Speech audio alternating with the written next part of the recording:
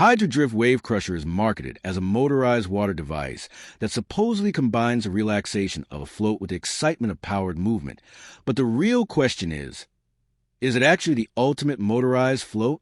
Now, to be fair, motorized recreational water products are real and can absolutely create a more entertaining experience than standard inflatables.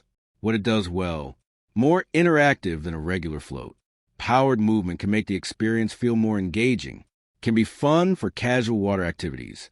Pool parties, lakes, and outdoor trips may become more entertaining. Where the hype falls apart, it will not perform like a jet ski. This is the biggest issue. Small motorized floats are built for casual fun, not high speed or powerful performance. Battery life can become a limitation. Real-world runtime may vary depending on use and conditions. Water conditions matter. Performance in calm water can be very different from rough conditions. So, is HydroDrift WaveCrusher the ultimate motorized float? Short answer, probably not. It may be a fun recreational gadget, but calling it the ultimate experience may be pushing expectations too far. Thanks for watching. Don't forget to like and subscribe for more videos.